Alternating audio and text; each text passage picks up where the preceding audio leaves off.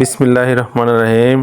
আজকে ফার্মে আমি ঢুকে দেখি মুরগিগুলো অনেকগুলো ছড়িয়ে ছিটিয়ে আছে, কারণ আজকে তাপমাত্রা একটু বেশি, যার ফলে মুরগিগুলো অনেক ছড়িয়ে ছিটিয়ে আছে, এমনকি ফাঁকাফাঁকি হয়ে বসে আছে। আপনারা দেখতে পাচ্ছেন মুরগিগুলো উঠিয়ে দিচ্ছি আমরা। মুরগিগুলো দৌড়াদৌড়ি করতেছে, এমনকি খাবার খাচ্ছে। আজকে ফার্মের মুরগির বয়স হলো 27 দিন। 27 দিন অনুযায়ী আমাদের মুরগিটার গ্রোথ একটু কম আসছে, যার কারণে আমরা বিভিন্ন প্রকার ওষুধ ব্যবহার করতেছি। আমরা কি ধরনের ওষুধ ব্যবহার করতেছি আপনাদেরকে জানিয়ে দেব। বিশেষ করে কলিফ্লোরের একটা ডোজ করে দিচ্ছি, সেই বিষয়ে আমাদের পুরোপুরি পরামর্শ দেওয়া থাকবে। আপনারা দয়া করে পুরো ভিডিওটি দেখবেন। আমাদের মুরগিগুলো একটু সমস্যা ছিল, হলো মুরগিগুলোর পা চিকন হয়ে গেছিলো, খাবার কম খাচ্ছিল, খাবারগুলো ছিটাচ্ছিল, এই কারণে মুরগিগুলো গ্রোথ কম আসতেছিল। আমরা এই বিষয়ে লক্ষ্য রেখে ভালো মানের ওষুধ দিচ্ছি। ওষুধ কলিফ্লোর 1 মিলি 2 লিটার পানিতে, ফ্লোরোফেনিকল গ্রুপের ওষুধ কলিফ্লোর 1 মিলি 2 লিটার পানিতে 2 বেলা দিচ্ছি। সাথে নিওমাইসিন সালফেট নিওক্সেল 70% 1 গ্রাম 2 লিটার পানিতে আমরা দিচ্ছি। এই ওষুধ দিলে মুরগির পায়খানা যে খাবারের কালার আসে, খাবার যেরকম কালার, মুরগির পায়খানাও যদি ওইরকম কালার হয়, তখন আপনারা এই ওষুধটা দিবেন। আশা করি অনেক উপকার পাবেন। কেননা মুরগির খাবারের কালার যখন আসবে, তখন মনে করবেন যে খাবার বদহজম হচ্ছে, এখানে ব্যাকটেরিয়াল ইনফেকশন আছে, এমনকি নেক্রিটিসের প্রবলেম আছে।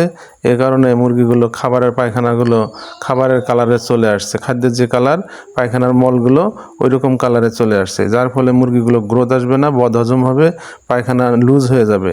আপনারা এই বিষয়ে খেয়াল করলে তখন কলিফ্লোর 1 মিলি 2 লিটার পানিতে এবং নিওক্সেল 70% 1 গ্রাম 2 লিটার পানিতে 3-5 দিন ব্যবহার করবেন, অনেক উপকার পাবেন।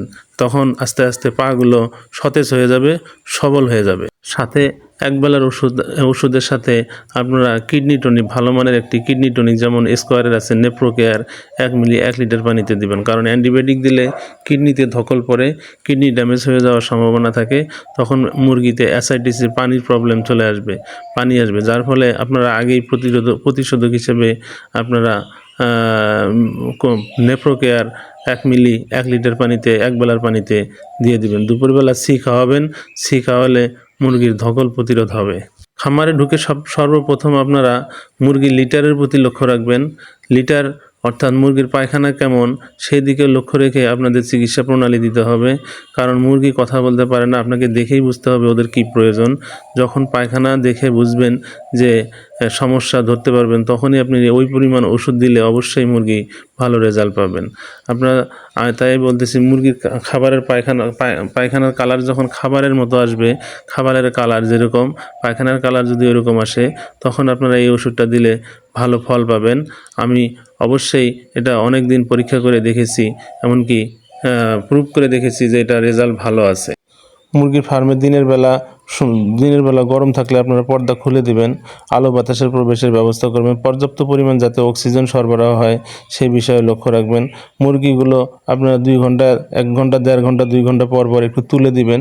কারণ এই মুরগিগুলো হলো অলস প্রজাতির, এরা বসেই থাকে, খাবার খেতে চায় না। তাই যখন তুলে দিবেন দেখবেন যে খাবারও খাচ্ছে, পানিও খাচ্ছে।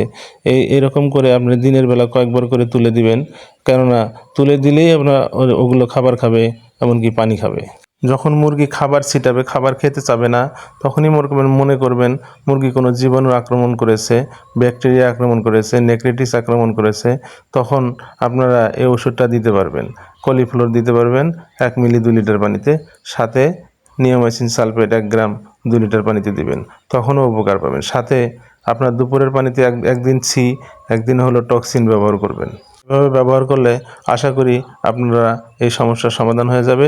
যখন মুরগিতে কোনো আর জীবাণুর আক্রমণ থাকবে না, জীবাণু সব ধ্বংস হয়ে যাবে, তখন আপনি মুরগির গ্রোথ চলে আসবে, খাবার সঠিক খাবে, শোষণ হবে, এমনকি গ্রোথ চলে আসবে।